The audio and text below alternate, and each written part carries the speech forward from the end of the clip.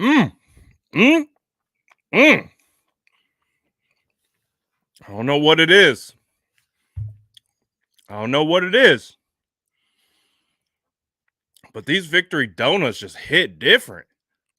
Woo! I don't even know. Oh. Welcome to the stream. If this is your first time, you're probably extremely confused. Welcome. We're gonna get into it. Hold on.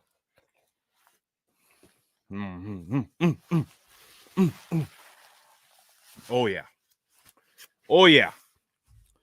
They just hit so much different. Those are NFC Championship victory donuts. They just hit different. I'm so happy. Finally got them.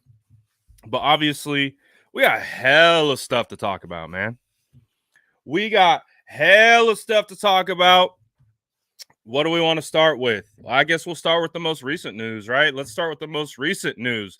The San Francisco 49ers are going to be playing against who? The Rams. 49ers will be facing the Los Angeles Rams for Rams 3 coming up here, guys. It's happening. Are you guys ready for it? Are you ready for Rams 3? Because it's here. It is here. San Francisco 49ers will be facing the LA Rams at SoFi Stadium, aka Levi South. I'm sorry for being tardy today, guys. I'm sorry for being tardy, but right as I was getting on, I saw a tweet and I just had to post it. Let's take a look at what it says. This is from Andrew Whitworth's wife. So, as you guys know, Andrew Whitworth, I believe he's a captain of the team. I believe he's a captain of the Rams. He's their left tackle. This is his wife. She said, and she added the Rams. If you're a Rams fan and you want to sell your tickets, I'll buy them.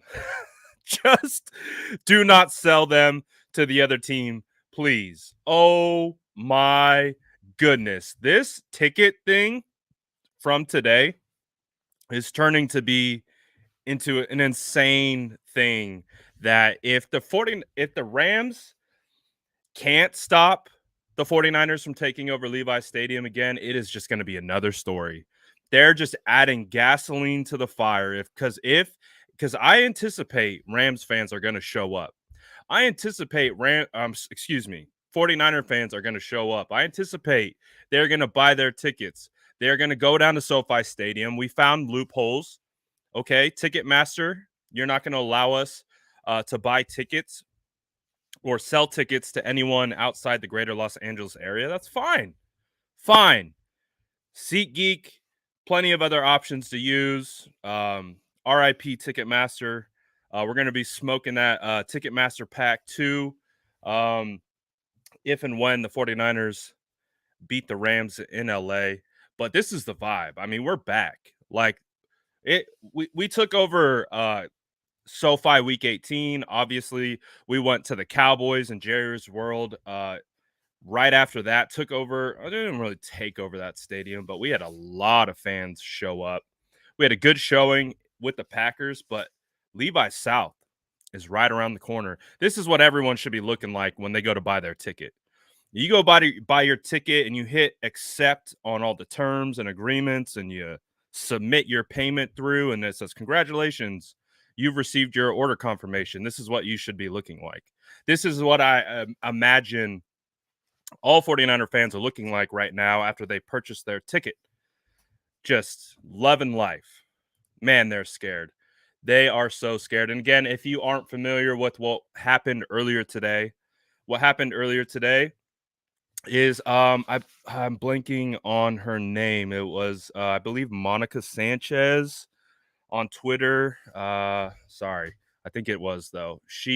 I saw a tweet from her where she had this shot, and if you read the important event info, it says public sales to the game at SoFi Stadium in Inglewood, California will be restricted to residents of the greater Los Angeles region.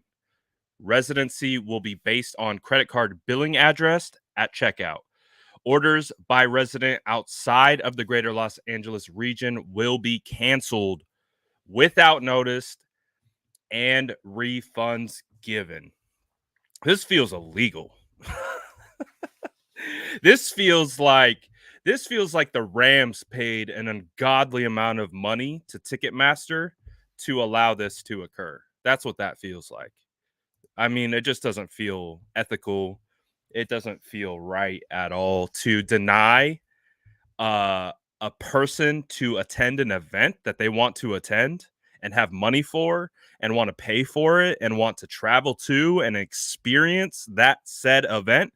And you, as a company, get to decide who gets to go to that game.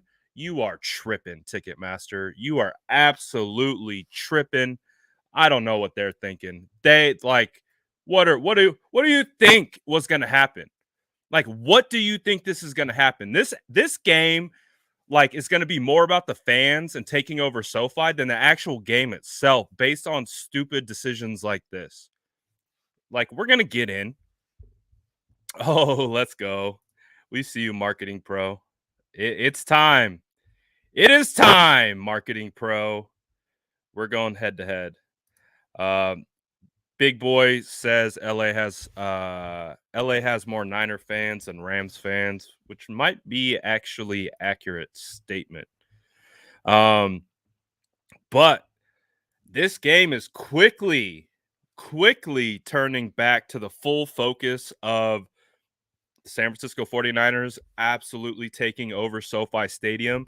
And you've heard Matthew Stafford's wife come out on a podcast and talk about how Stafford had to go on a silent count and Jimmy Garoppolo was using his regular cadence because it was so loud at their home stadium for Matthew Stafford and it wasn't for George Kittle. That rubbed them the wrong way. And now, as a result, they get to see us walk through those doors again, and they're not happy about it. They're pretty scared. I can guarantee you. They are shaking right now. Again, this came out before they had won. They hadn't even played the game yet. It wasn't even close to starting. And this came out. So they're doing everything in their power to ensure they don't get a repeat of what happened last time. And we know what happened last time. We know because the 49ers are headed to the NFC Championship. As a result, San Francisco 49ers will be headed down to LA for Rams 49ers 3. Like, can we just talk about the storybook feeling of this year? Again, we reference, the Rich Eisen podcast and that scenario that he put out, and that scenario just got one step closer. The dream scenario that Rich Eisen posed, we just took one step in that direction. And obviously, there's two steps more. There are two steps more. And in that dream scenario, it is beating the Rams at SoFi Stadium for the second time this year,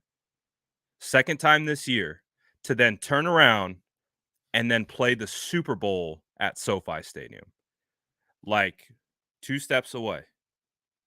Get there and obviously win it. So this is turning into quite the season. It is turning into quite the season with the twists and the turns.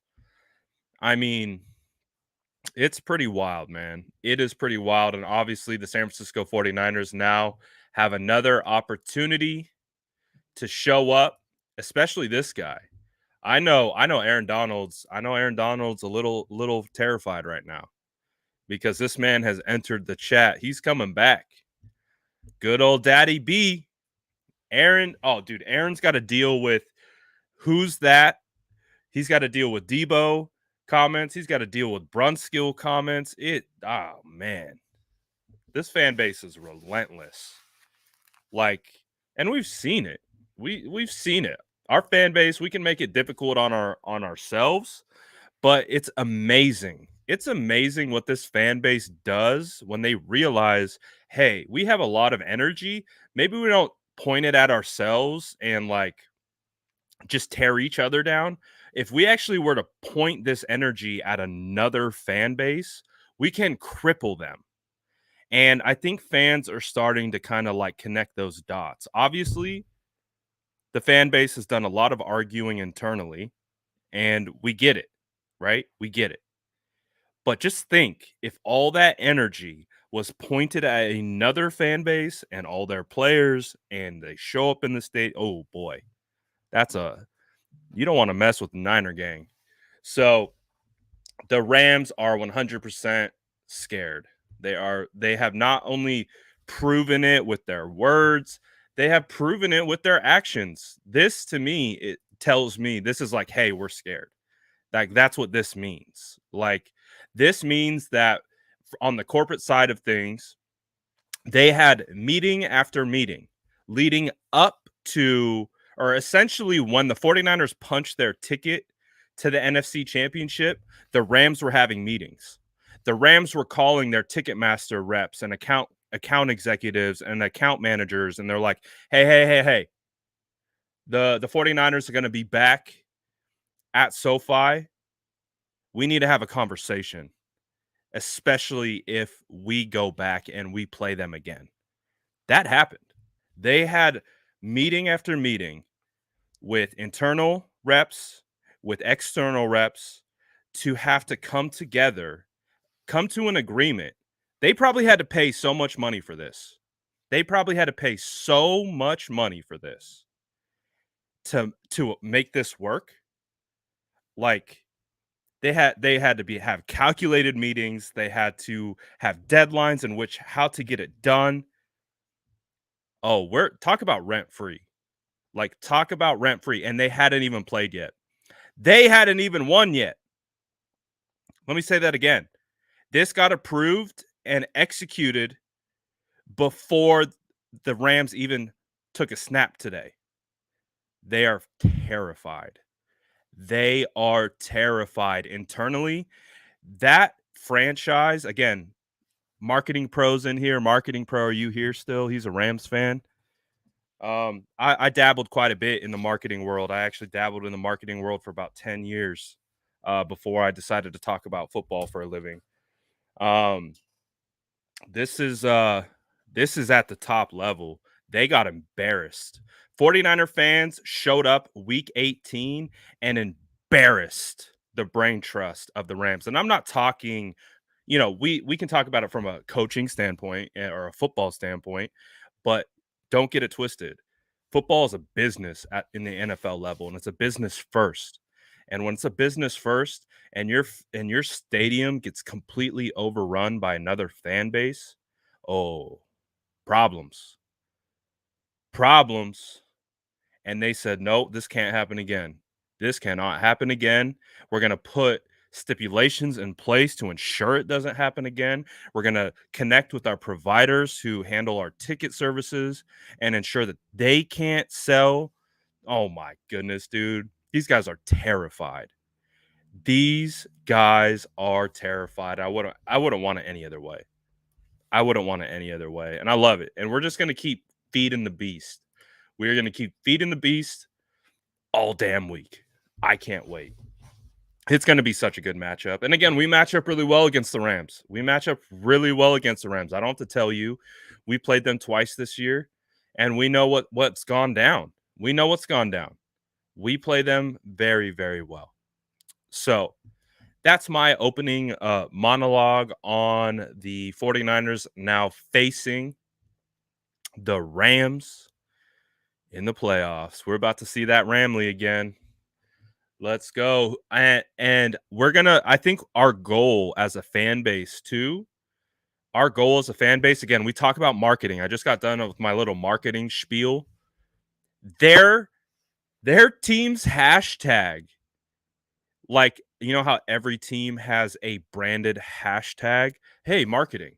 That's a marketing initiative, right? Their branded hashtag is whose house. The Rams' literal branded hashtag, the thing that they yell in the stadium, like they put on shirts, like our faithful to the Bay. Theirs is whose house? And you're supposed to say Rams house. But that's not their house anymore.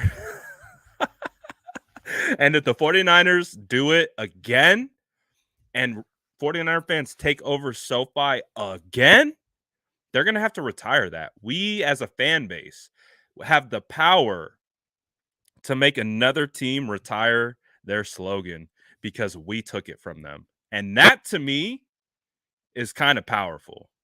I mean, again, we talk a lot about football and stuff like that. Again, that's what the whole point of it is. But this is war.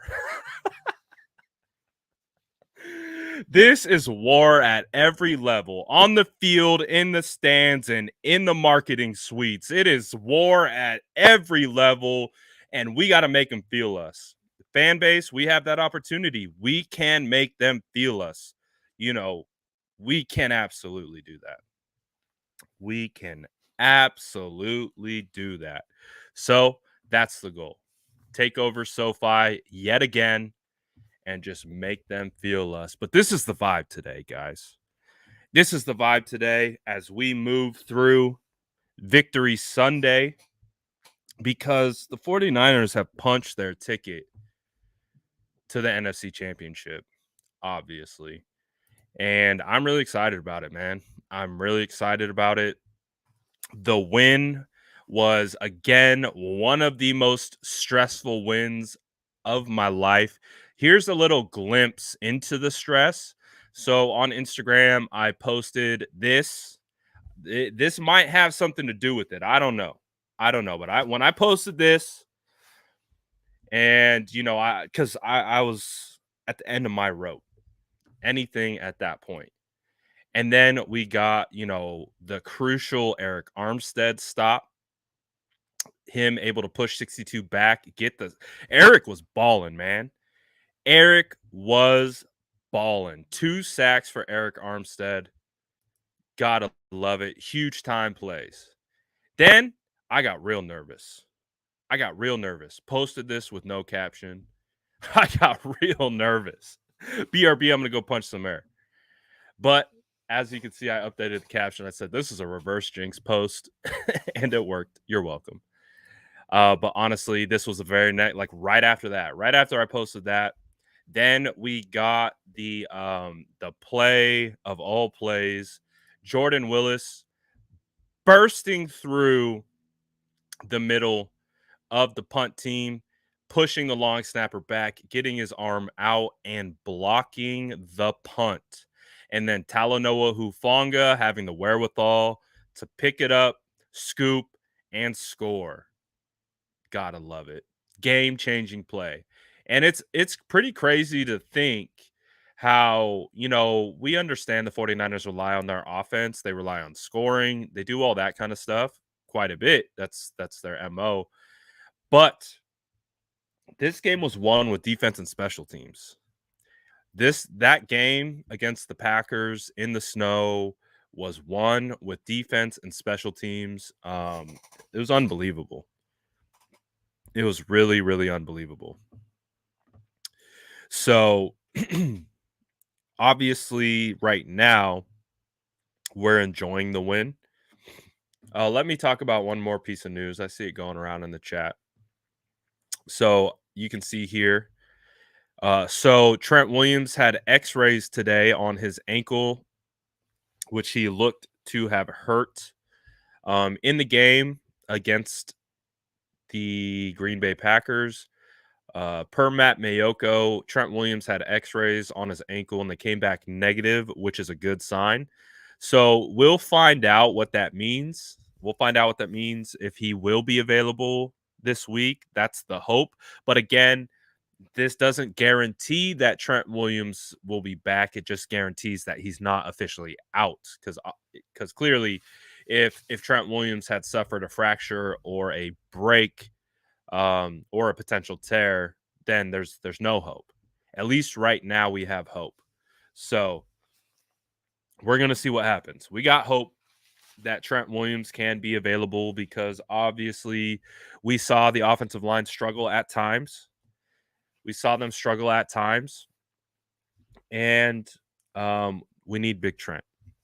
Definitely need Big Trent. And he was gutting it out, man. That was a pretty gutty performance from Big Trent Williams. You could tell he was hurting and he was really trying to do whatever he could to stay in that game and be available and do whatever he could.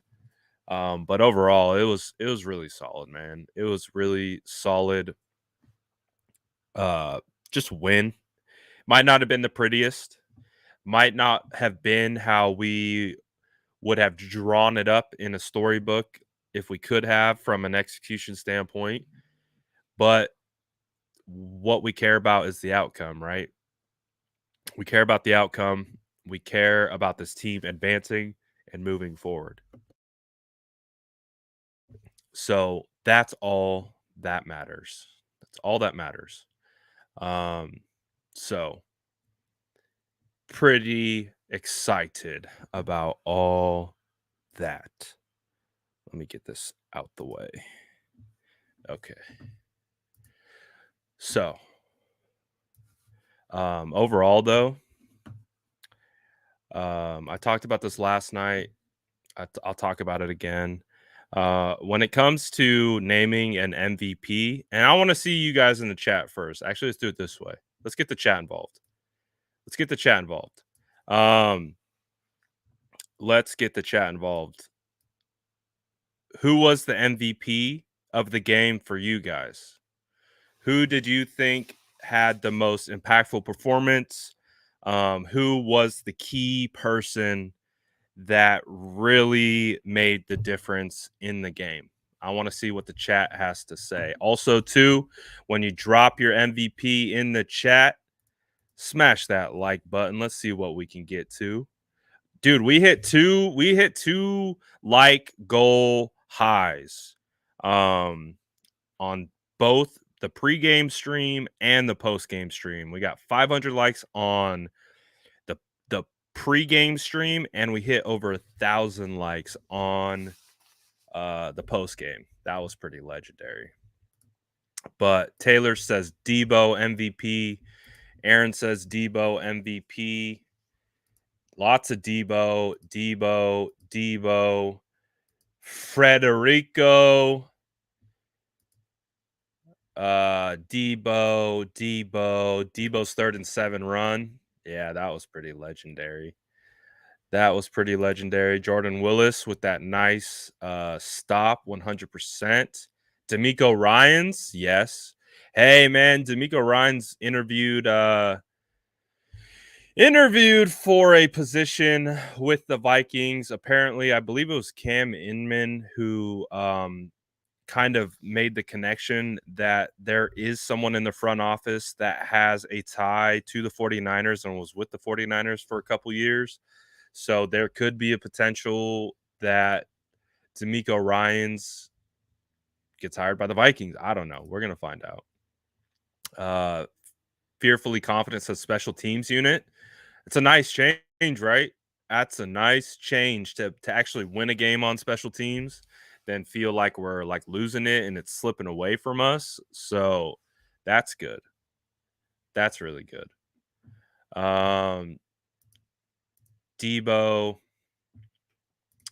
Jag says, "Hey Brad, great show. Of course, hindsight is 2020, but did we come out ahead in the Buckner trade? Armstead has been really great. I think the Buckner trade had pretty massive waves and implications, not only from an on-field standpoint, but I think in a locker room standpoint. I think when you pride yourself of being a close-knit locker room, you pride yourself on the culture and those types of things, and then you see a guy get traded like that, and I think it really makes you question all the things that you believe about your culture and you're like, well, if he can get traded and he was clearly like he was the guy in the San Francisco 49ers locker room that just went to a Super Bowl and they traded him. What message does that send to the rest of your locker room? So I really think that the DeForest situation, like I understand it from a business standpoint of okay, he's an interior defensive tackle. He's going to require potentially $20 million a year. Uh, you still have other guys to pay, like Fred Warner, George Kittle, and those guys, uh, Jimmy Ward. Um, so it was, I think it was, they had to make a tough decision. And I think Eric Armstead was willing to take a little bit more flexible of a deal because his cap hit was really low the first 2 years, but next year it's going to be like 20 million. Um, so I think by moving Defoe, it allowed you to recoup the draft pick and sign Eric, sign Jimmy Ward, then eventually sign Fred Warner, then eventually sign George Kittle, like all that kind of stuff. So I don't know. I think this would also look a lot better. It would look we'd have a little bit more easier time answering this question if Javon Kinlaw played.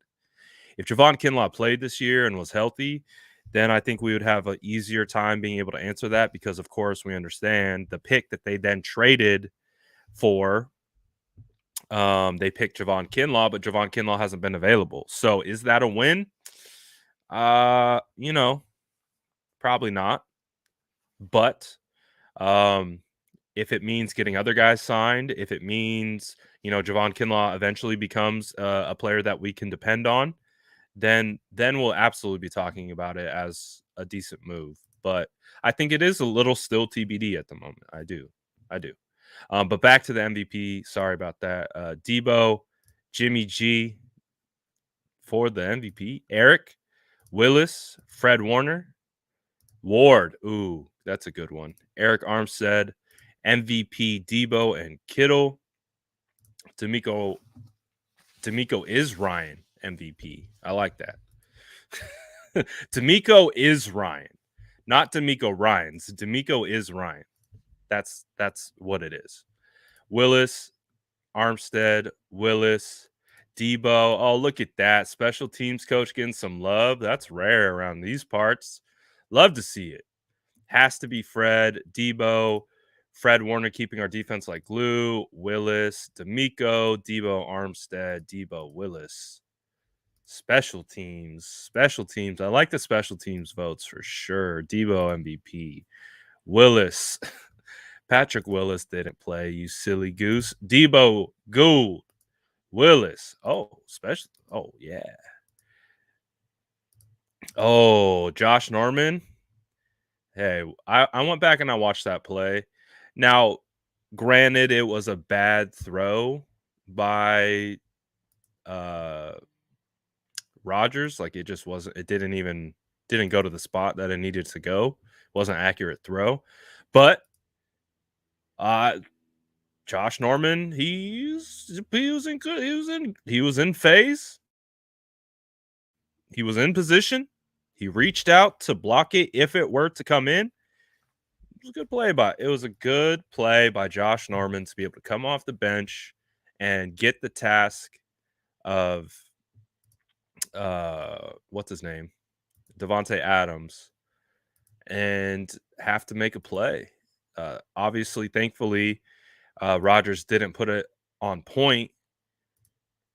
But still, regardless, he was in good position. He was in good position to make a play if the ball actually had arrived.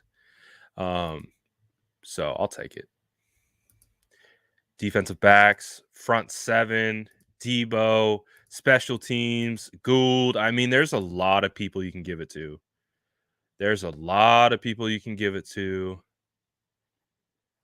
Trevor says, I want credit. You need to give me props. I commented, this game ain't over on your post when you lost faith and boom, pump blocked TD and said, WTF, I just say, never a doubt. Good job, my friend. Good for you. Debo, Ward, Willis, D'Amico Ryans, Gould. No, it's lots of Willis's coming in. Eric. Oh, there's lots. Mitchell vote. Willis, Robbie Gould, Jordan Willis MVP. Yep. So I think you guys get a good sense. I think you guys get a good sense of who had a good game. Ooh, I like all the Willises. Um, but I'll tell you who my MVP is. I'll tell you who my MVP is. My MVP of that particular game was um, Fred Warner.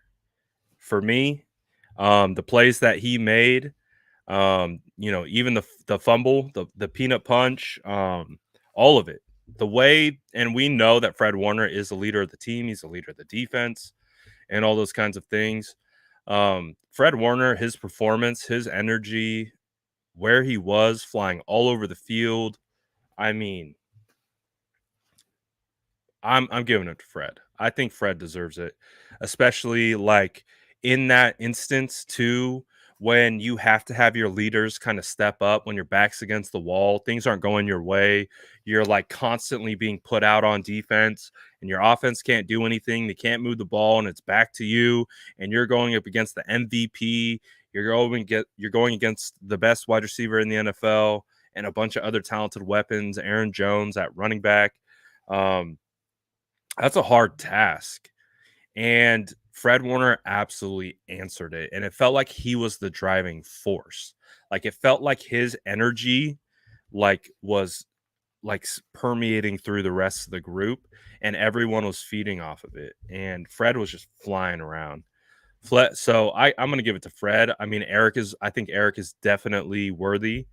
Willis definitely worthy. Hell, even Talanoa Hufanga. And Talanoa Hufanga scored, right? He scored on the blocked punt. But I think it was the very next play when Rodgers got the ball back. He took a deep shot towards Davante Adams. And if you go back and you watch the play, Talanoa had fantastic coverage. Like his leverage and the way that he like got right in the hip pocket of Davante Adams, then turned his head back to the ball, and then kind of started to slow down. And because when you have your head turned, and let's say you have incidental contact, and the receiver falls or you bump into him, they're not going to flag you for defensive pass interference. So with Talanoa, when he was tracking the ball, you could see him squeezing closer towards Davante Adams. I felt like Davante Adams was kind of gearing down because he's trying to track the ball, but he's got his peripheral that there's a guy right in front of him, and they bracketed him. I thought that was really good coverage from Talanoa, man. That was really good coverage. Big Dez says when Kinlaw returns, he needs to get up under Armstead's wing. Armstead is my MVP because trenches are where it's at. I don't disagree with you. Trenches are where it's at. 100%.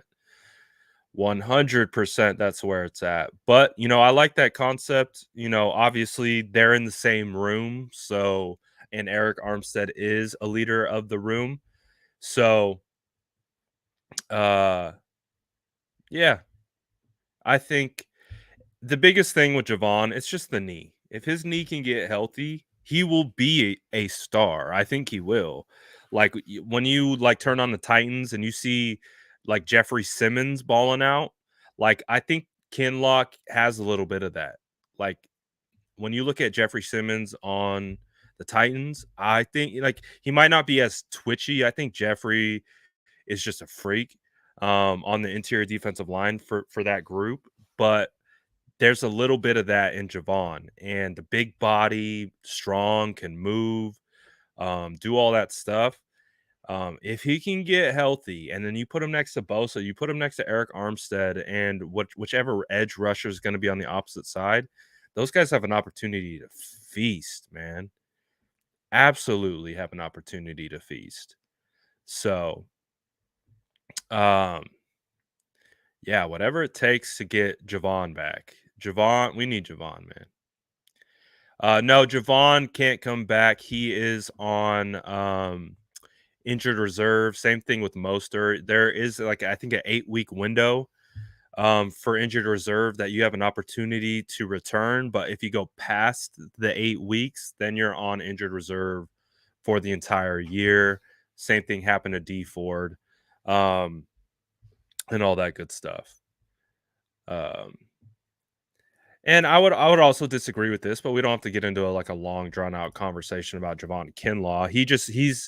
He's a run stuffer first, and then was working on his pass rush moves and things like that. Um, but you can see like run stuffers are needed, and especially run stuffers who can do more than just stuff the run, can play first, second, and third down on the interior. As you know, linebackers got to flow, and as an offensive lineman, you're trying to get to linebackers. But if you have a defensive tackle in front of you that you can't manage and you need to double them, if a defensive tackle takes two blockers, and let's say that defensive tackle does nothing, like doesn't make a tackle, doesn't get a hand on anyone, doesn't create a turnover. Let's just say all he does is take up two blockers. That is a W.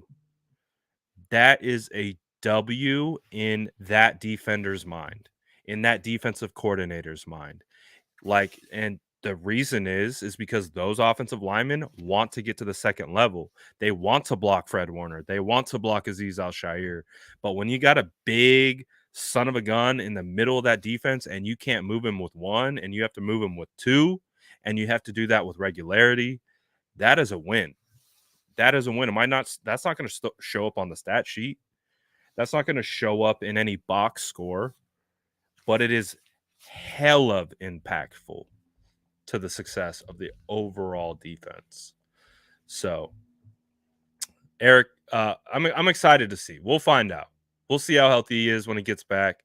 But it's kind of house money at this point.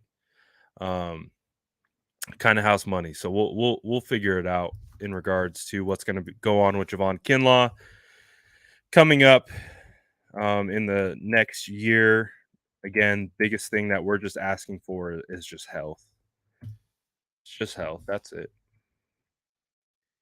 That is it. Um, let's see here. If you got any questions, feel free to drop them in the chat. I will answer your questions as well. Let's see. What else? So obviously we talked about Fred Warner a little bit. He was my MVP. But you could give it to guys like Jimmy Ward. Jimmy Ward had probably the most impactful, like if you had to, obviously the Jordan Willis punt block was huge, but you don't really get the Jordan Willis punt block, or I mean you do if the Packers score 3 points in that situation where Jimmy Ward blocked the kick, it becomes a 2-possession game. And then that last drive, like let's say Jordan Willis still blocks the punt, they get the touchdown. That last drive that Jimmy Garoppolo and the offense had to move downfield, it doesn't become a field goal anymore. It becomes a touchdown. So obviously with the 49ers, it was really difficult to move the ball on offense. And so to score a touchdown on a game winning drive in that type of scenario and that type of environment would have been a very, very difficult task. And it would have been a lot more pressure as well. But the fact that Jimmy Ward got that blocked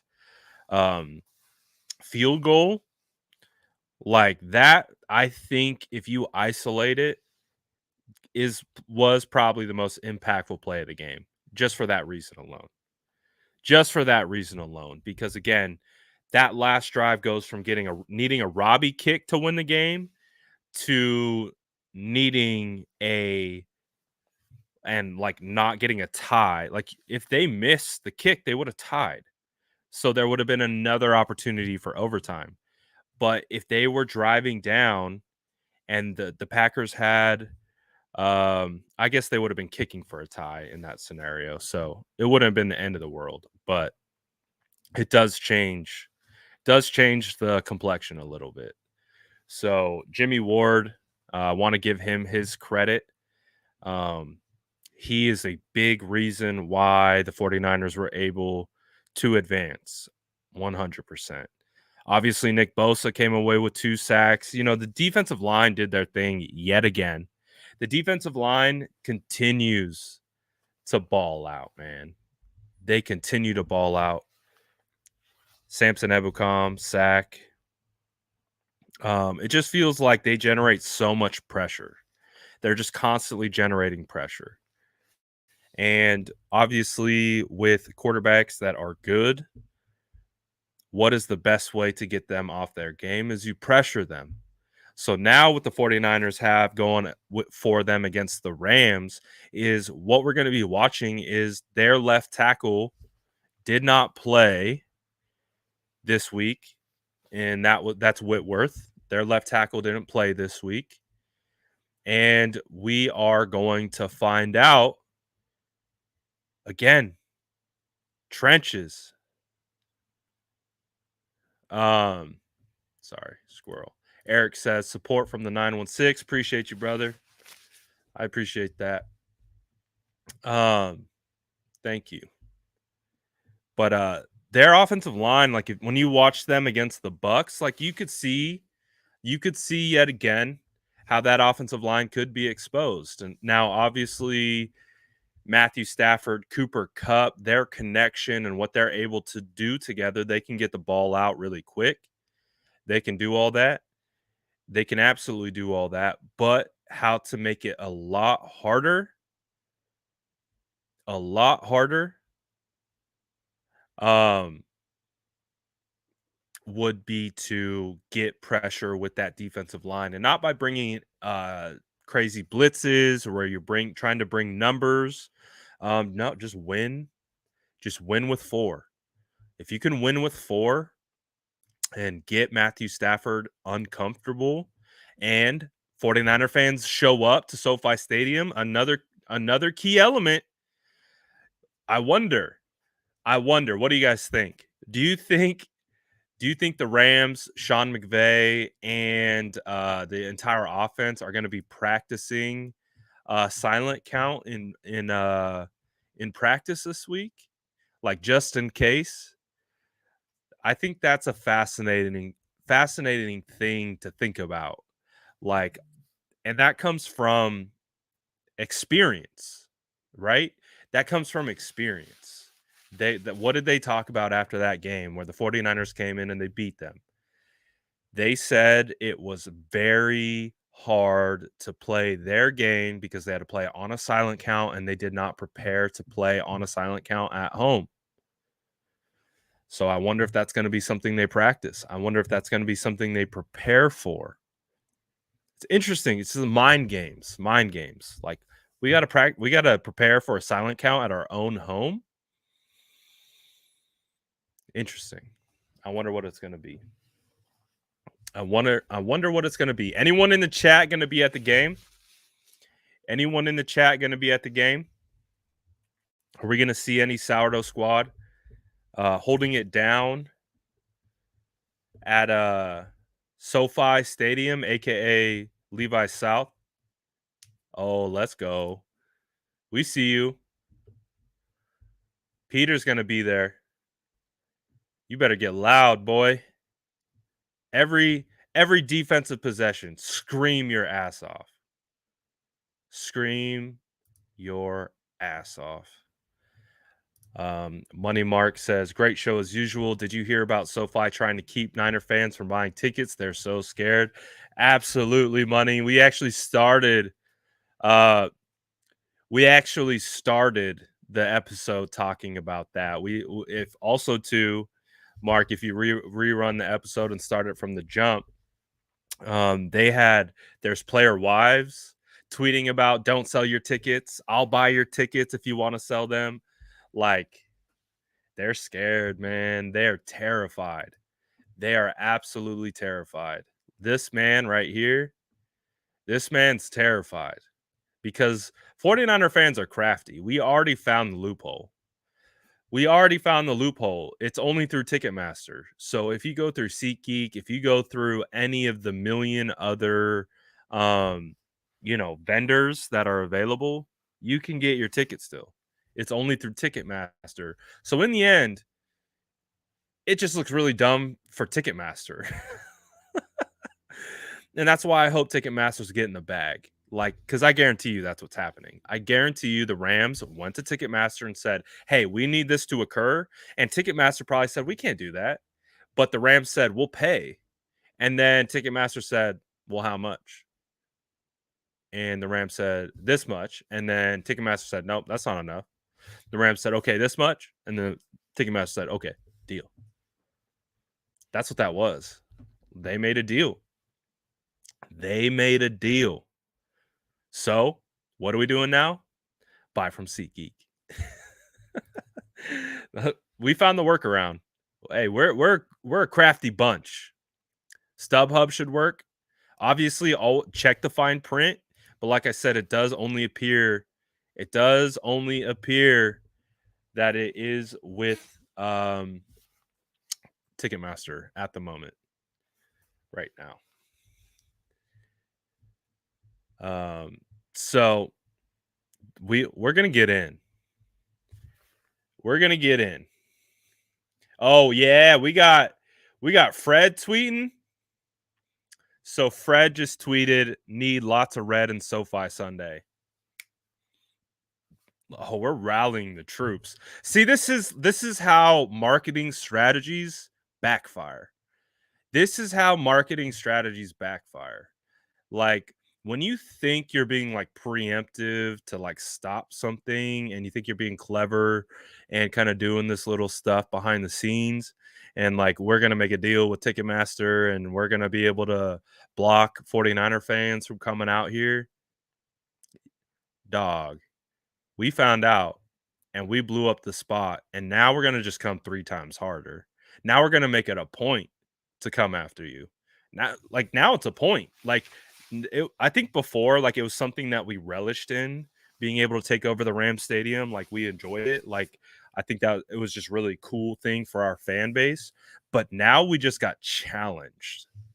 We were just challenged by the Rams to see how much we want to go to that game.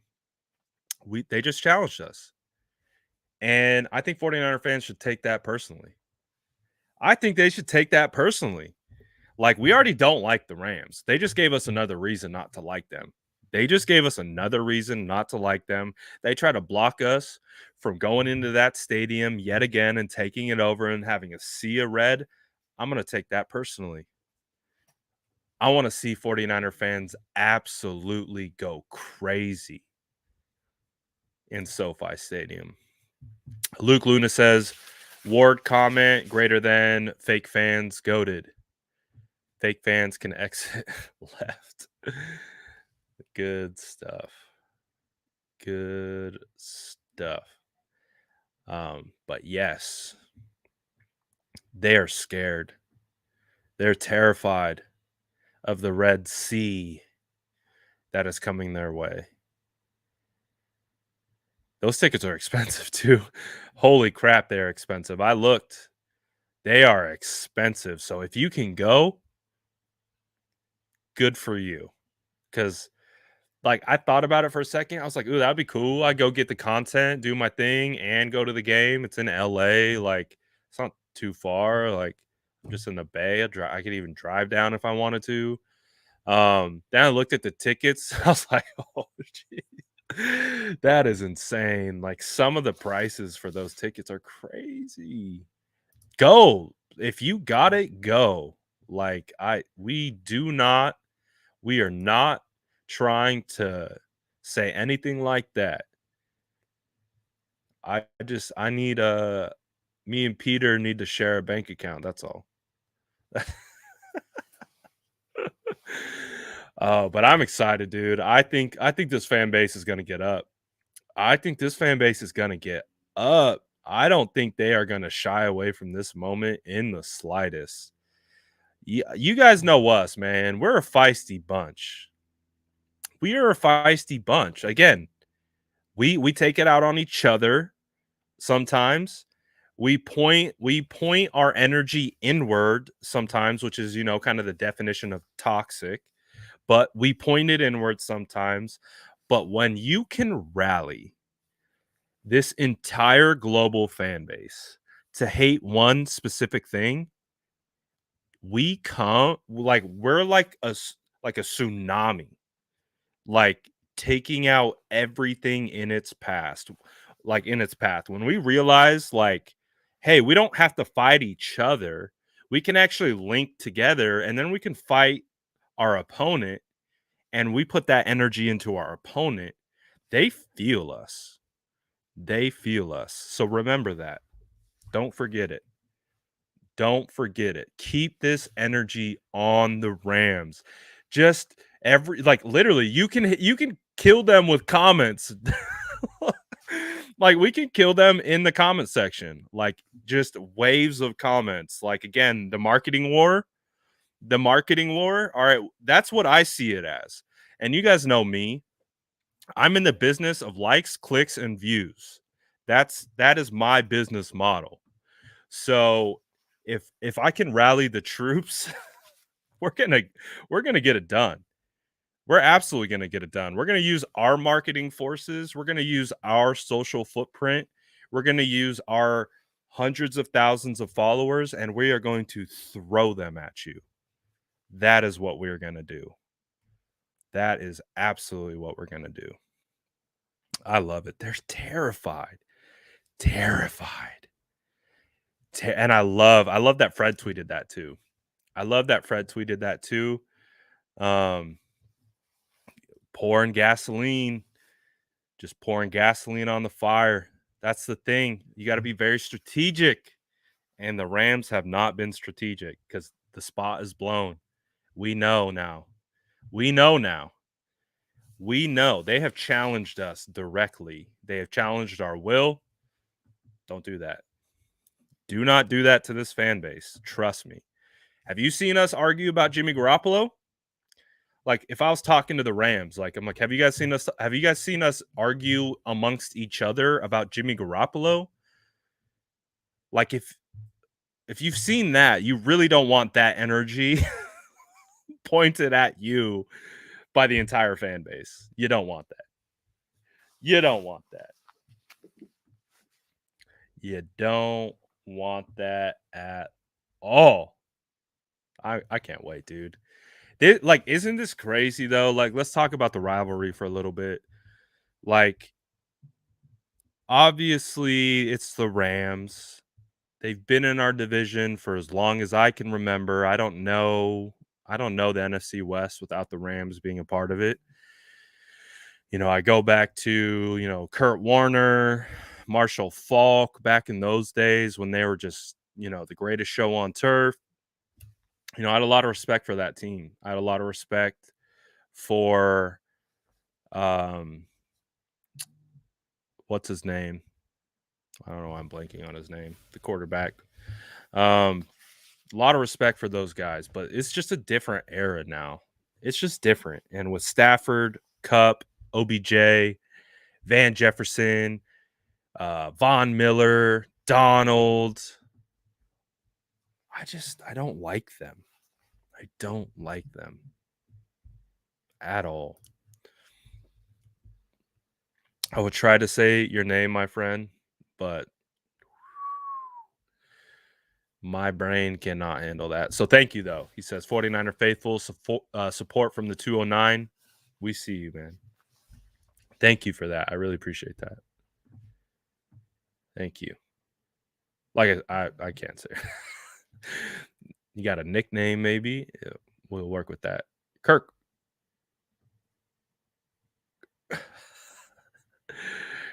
Kirk Warren.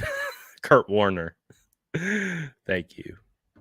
Thank you. I was up late last night, guys. I was up late. I could not sleep. I was wired. I was up till at least like 4 o'clock in the morning. And I didn't sleep in either. I got up, got right back to work. So I'm a little out of it today. So don't mind me. Don't mind me. Um, but yes.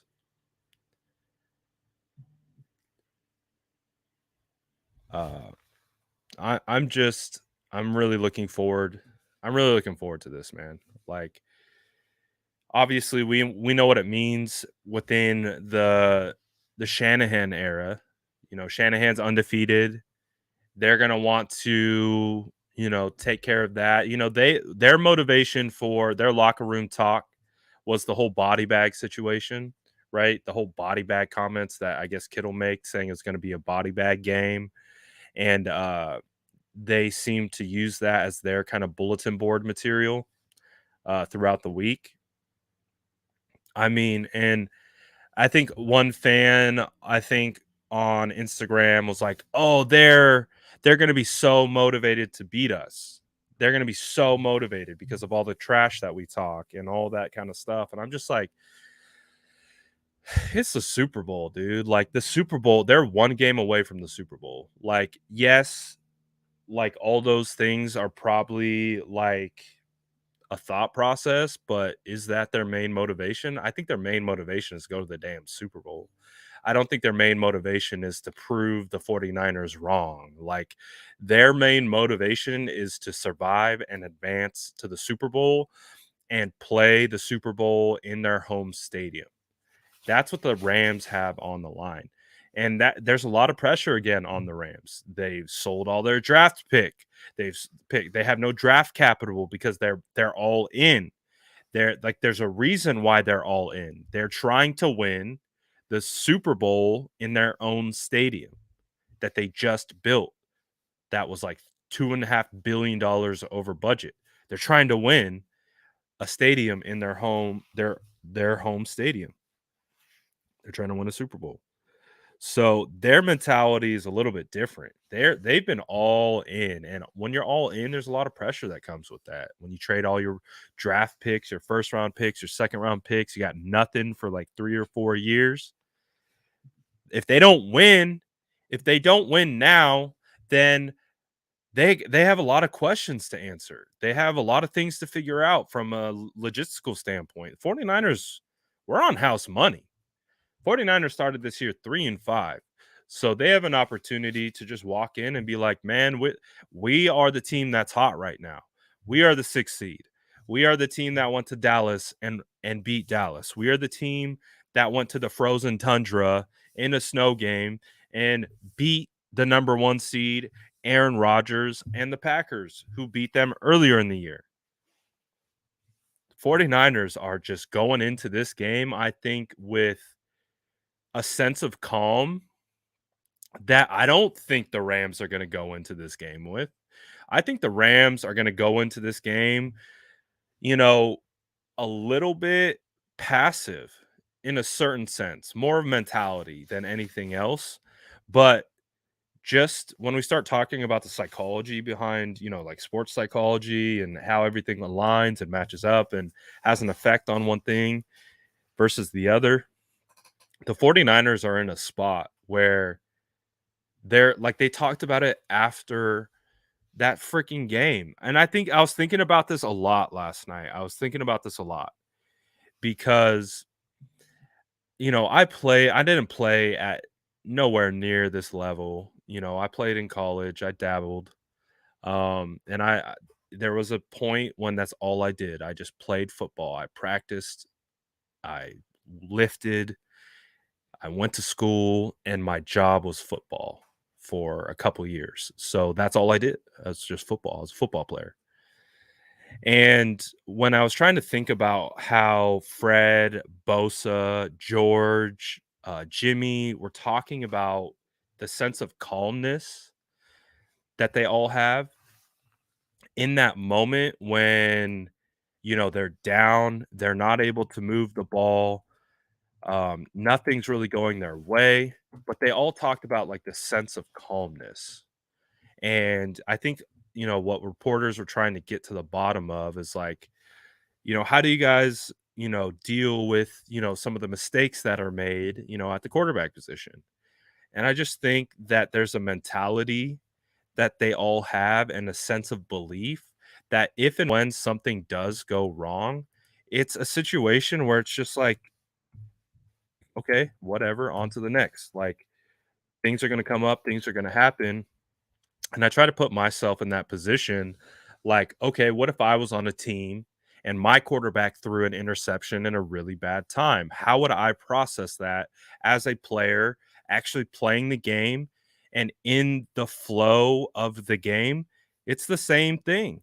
Like, you have to have this mindset as a player where it's one play and you wipe it clean. Like whether it's a win or a loss, like let's say you get embarrassed, you gotta wipe it clean. You got to just move on to the next play. You can't dwell on it. You can't do those kinds of things. You just have to wipe it and move on. Same thing with positive plays. You have a really big play. All right, you got to calm down and you got to come out and you got to go do the next play. And so when I was thinking about it, and like, because we get really upset and stressed, like when something bad goes down. And I was just trying to think about that. I was like, how did I feel? How did I feel when I was playing and my team made a mistake in a crucial moment? Like, what was my thought process? And I was thinking about it and I was like, we weren't affected. Like now that I was thinking about it, I was like, you know what? Like, let's say we made a pick, we go to the sideline, we talk about it, we figure it out, and then we get ready to go out again. And you wipe it clean and you just go out and you keep playing. There's time left on the clock. Okay, we got a chance. As long as there's time and there's X variables available, we have a chance. And I think that's the difference between fans and, you know, being in the middle of it, being in the flow of it. And I think that's just the biggest thing is there's a flow, there's an energy in this team that they feel like they're going to be able to come back and they're going to feel like they're going to be able to do lots of things. And really it just comes down to I think our perspective versus their perspective is wildly different. And going into a huge game, NFC championship, everything on the line, headed like win and go to the Super Bowl. Like, did we really feel like the 49ers would be in this position? Like, be honest. I want to see from the chat. Did you really at any point this year think that the 49ers would have a shot at the Super Bowl? Like, honestly, I was like any thought of a Super Bowl like left my mind. Um, no, hell no, nope, nope, nope. Luke says yes, but Luke is always optimistic, so that actually does not surprise me. No. Oh, Ed says yes from the beginning. The A bomb says not at all. Um, no. 3-5 start to the season. DG says preseason. I thought so, but not midseason. I mean, I'm gonna be honest with you guys. Preseason, I felt like they were a playoff caliber team, but I didn't know what that meant. Like, if they would able to actually like how far they would be able to go. I thought it was going to be just a situation. I think they could get into the dance, but when they got into the dance, it was really hard for me to quantify. Obviously, in the preseason. Oh, what a big play! What a big play from Josh Allen to Gabriel Davis for the touchdown. Ooh, dang. And the score is going to be 21-23 now, the end of the third quarter. This is a 75-yard touchdown bomb. Obviously, this game has a potential impact. We could be seeing a rematch. If the 49ers move forward, we could see a rematch of uh, Chiefs 49ers. But, the Bills look good too. I think these are the two best teams in the AFC. They're really good. Sorry, squirrel. Squirrel. But you can see, it was mixed bag. It was a mixed bag. Josh said, "I thought Super Bowl at the beginning of the year." Um, but I think we can kind of see, like, once we at least got into the year, like, it was like, "Oh, Super Bowl? Super Bowl?" I mean, some people are calling it, some people weren't. But um there was a point. I think it was after the Colts game. I think it was after the Colts game when it for me, it was the point where we were in a playoff type mindset week 7, right? And not because we were actually, like, headed to the playoffs, because if we lost one more game, obviously we saw how difficult it was to get into the playoffs. We had to beat the Rams to get in. If the 49ers had lost one more game that year, and let's say they beat the Rams, I think they still would have gotten bounced out of the playoffs because they would that would have been a three-way tiebreaker thing, right? And the Philadelphia Eagles and the New Orleans Saints would have gotten in front of us. So if the 49ers lost one more game this season, I don't think they make the playoffs. And so when week 8 turned around, what were we talking about? One game at a time.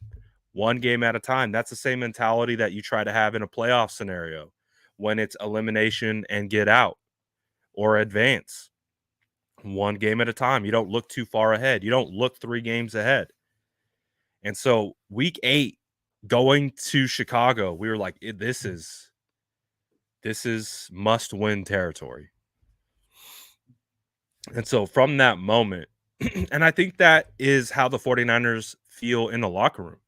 I think from that Chicago game, they were able to build confidence. They were able to kind of find an identity.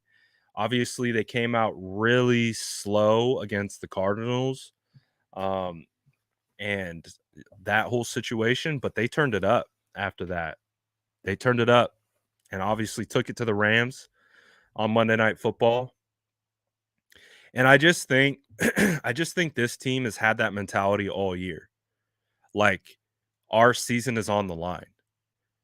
Our season is on the line every game against the Rams, against the Jags, against Minnesota, against the Seahawks, and then especially when the Bengals came around and the Falcons came around and the Titans came around and the Texans came. Like, this team has been in must-win mode for half the year. And going into the playoffs, when we talk about the sense of calm, I think that's where that comes from. I think the sense of calm that this team has is from just literally being in that mindset for so long that that's all they know. They don't know anything else. Oh, we got to come back from an ugly game because we haven't been able to play well for 3.5 quarters. No, no problem. We've done it like 4 or 5 times. So that part of it, that part of it, I think makes this team so incredibly dangerous. So incredibly dangerous. The Rams don't have that. They do not. They have had a successful year. The most adversity that they really had to face was when the 49ers came to town and whooped their butt and took over SoFi Stadium to get into the playoffs. And now, because they couldn't take care of business, and because the 49ers had that mentality to be able to weather the storm and come back into the game and eventually beat the Rams, now they have to see us again. We on one side are ready. We on one side are like, we've been here. We're from the gutter. We adversity, that's our middle name. Literally. Should be the San Francisco Adversity Niners. Like, that's all we know this year as fans, as on-field production. So that is what makes the 49ers so dangerous.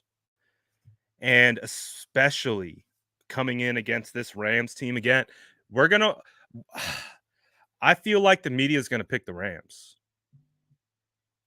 I feel like the media is going to pick the Rams. I feel like they're going to want to pick the nice story of the 49ers, but again, what are they going to see that we just got done talking about that they don't realize? They're going to see the poor play from Jimmy Garoppolo. They're going to see a couple injuries here. Maybe Josh Norman or Dante Johnson's having to start. They're going to see that and they're going to be like, "Oh, that scares me." They're going to be like, "Oh, that probably mean," and they're going to see like, "Oh, well, the Rams just took it to the Bucks. They took it to the GOAT." I think the media is going to pick the Rams. I think the media is going to pick the Rams, and I wouldn't have it any other way. I would not have it any other way. And I think it plays into kind of the storybook feeling of this year. I think it plays into the energy and again the adversity stuff. And again, it's on the road. We're heading down to SoFi again, and we're gonna have to face the Rams. So I just don't think these teams are built the same. I don't. I don't think they're built the same. I think they're both very talented, but when it comes to like heart, and I'm not saying they don't have it. I'm just saying our heart has been broken, shattered, re-put together, broken, re-put together, like coated, like to the point where like we're impenetrable from like a mentality standpoint when adversity arises.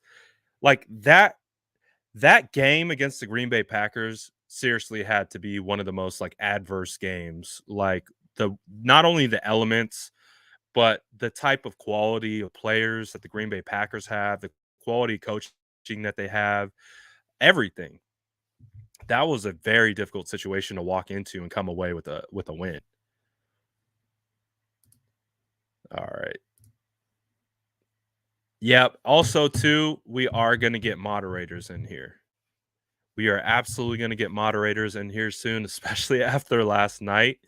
So keep an eye out for that. I don't know exactly how we're going to go about that, um, but we're going to get moderators in here in the chat. 100%. 100%. Luke says Howie Long had us beating the Packers by 3. I bet he picks us again. Howie's a G. Howie's a G. So we're gonna see. We are gonna see. The chat was fine yesterday. We just had like these weird racist bot accounts. We got bum rushed by racist bot accounts. It was crazy. It was crazy. It was a wild time. It was a wild time. Tommy says the Steelers beat the Ravens 3 times in 2008. Everything is going in the 49ers direction, man. Everything is going in the right direction. The boy holding it down on Twitch. Let's go. Let's go. Um but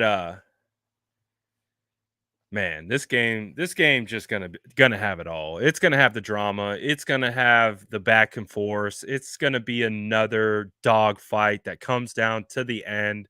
It's gonna be another one probably where the 49ers are gonna somehow find themselves in a bad position in which they put themselves in. But guess what? They have the wherewithal to crawl out of those holes. So, I'm trying to harden myself as well. I'm trying to harden myself and just believe that regardless of the optics, regardless of what we think is going on, what the heck? What it says that there are 11 people watching. What the hell? Hold on a second. We just had a whole bunch of people in here. Something break? Hold on one second. Oh, nope. That was weird. There's 400 people in here. That's weird. Yeah, I don't know. It just went 13. I was like, did I just lose my whole audience? I was like, damn, what did I say? Good opportunity. Smash that like button if you can for me. Yeah, no, we're good. I don't know, technical difficulties apparently. I just want to make sure I wasn't talking to no one. Just want to make sure I wasn't talking to I mean, 13 people is not no one, but you know what I mean. Um this game's going to be wild though, guys. This game's going to be wild. It's going to have it all. It's going to have it all and I can't freaking wait. I can't freaking wait. Yeah, no, that was weird. I was like, what the heck? I thought my whole thing just broke. I thought my whole thing just broke. Um, but this game is.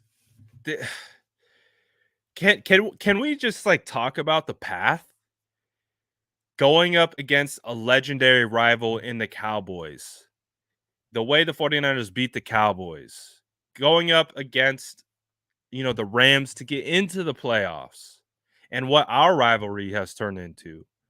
Then the Packers rivalry, which is the rivalry that I know the best when it comes to the postseason for the 49ers. And just all of it.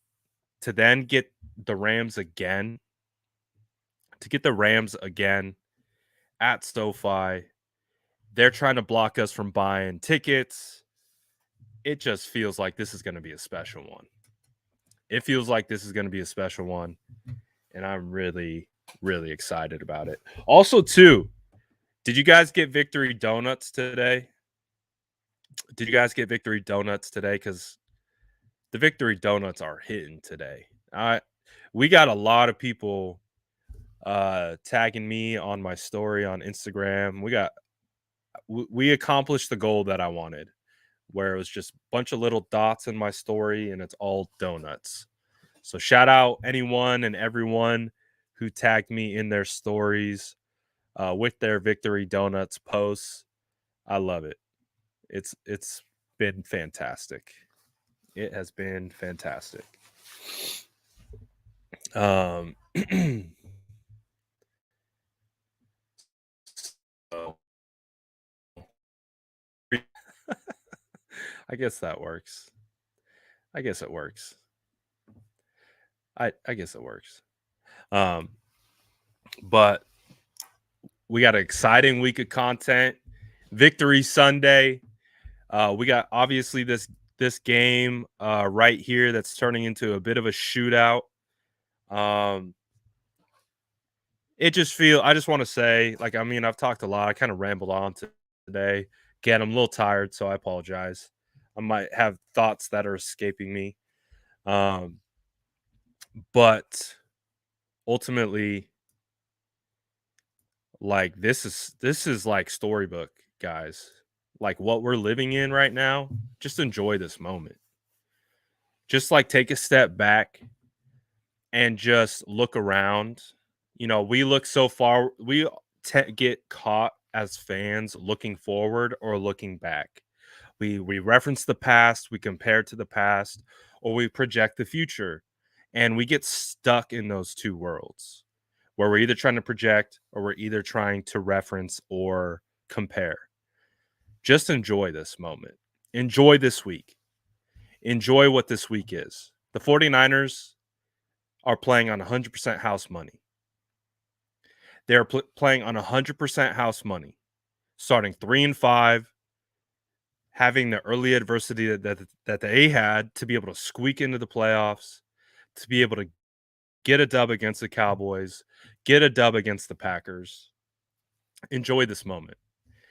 And the reason why I'm saying that, because I think in 2019, I loved what 2019 was, but I think I took it for granted. Like, when the 49ers were 8-0, like, it kinda snuck up on me like, "Oh, crap, the 49ers are 8-0. The 49ers are 8-0 right now, like, that's cool. Let's keep it rolling, let's see what happens." Again, house money, like, we only knew losing under Kyle Shanahan up until that point. So, were we really thinking about Super Bowl in 2019? I mean, of course, fans, that's the go-to, but I try to stay as grounded as possible, and I think again, my biggest advice is just enjoy, and especially with what this year was and meant, and how difficult it's been because it hasn't been an easy road. And I think as fans, you know, we don't know when our journey ends. We're talking about Cinderella, we're talking about storybook. Anything can happen. So this week, enjoy another week getting to talk about 49ers football and not the off season. And not the off season. Live right now. Don't worry about Jimmy Garoppolo. Don't worry about Trey Lance, who's the quarterback in 2022. Don't worry about draft picks. Just don't worry about it. Just don't. Because right now is a moment that when you are 5, 10 years down the road, you have kids or you have grandkids, and let's say the 49ers do make it all the way, these are the moments and these are the situations that we're going to remember and we're going to look back on, and we're going to be like, man, these games were crazy. This experience was crazy. So just enjoy it. All right. That's all I'm going to say. Just enjoy it. Just enjoy this moment. Enjoy this next week that's coming up because it's going to be fun. It's going to be fun. Everyone buy in. Everyone has an opportunity to make the Rams feel us, even if we're not going to be there in person. We can make them feel with our electronic footprint. So I'm very excited about this moment. And that's how I'm going to attack this week. I'm living in each day for me is just, it feels like a gift for me personally because I get to do this with you guys. And you guys are genuinely interested in what I have to say. And that's beautiful. But a big reason and a big part of that is because the 49ers are still winning. So let's enjoy it. Let's drink it in. Live in this moment. Don't worry about what happened earlier this year. We're focused on the Rams. On to the next. That's what it's about. So that's what we do. We move. And that's the vibe this week. Sourdough Squad, we know. Sourdough Squad vibes are immaculate. Are immaculate. You say I'm almost 50? I might look 50. I'm not, though. I might look it. I'm so people, it's funny when oh, Brady. I was like, I'm not, dude. I was like, I'm not 50. Oh my goodness, bro. That's funny. He forgot the why. It's Brady. I'm not 37 either. I'm 32, okay? I'm 32. Even though, like, I feel old as hell. I'm not gonna lie to you. I feel 37. I feel 40. I feel 50. I feel like this year has probably taken off 10 years of my life. I feel like this year like took 10 years off my life. It's just like how stressful it's been. Just how stressful it's been, man. Oh man. He said, "Damn, you feel my age." Let's go. Oh my goodness. Oh my goodness. So much fun. But again, if you haven't got your victory donuts, go out and get those. Go out and get those. Go out and get all your or victory pizza, whatever you need. Enjoy this win. Enjoy this win. And we're gonna turn the page tomorrow. 32, if you only knew. See, I kind of know that. That's what I have to keep telling myself. Like, dude, if you feel old now, like you're gonna be begging. You are gonna be begging to wish you were 32 again. I'm trying again, live in the moment, right? Don't look too far forward, don't look too far back. Live in the right now. What I'm trying to do.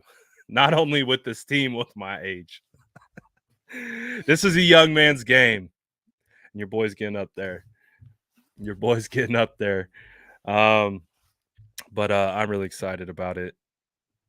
Oh, do we got a big ass play from Tyreek Hill? Ooh, big return. Big return. All right, guys. Enjoy today. Have some fun. Tomorrow, we turn the page and it's war. I hope you guys are ready. I hope you're ready with me. I hope you guys are ready to ride because you know I'm going to find something.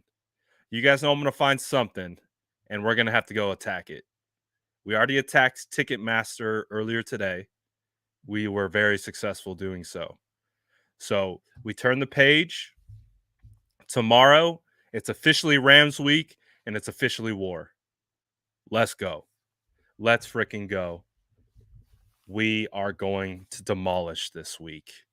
Let's go. Squad up, Sourdough Squad. Appreciate you guys. As always, if you haven't liked, sub, do all that good stuff. We will be back tomorrow, as always, to do more lives, more content, and everything else. I appreciate everyone who's always vibing with the chat. We see the bread gang. We see the bread gang. I will see you guys tomorrow. Get your tickets if you're going. Let's take over SoFi. Appreciate all.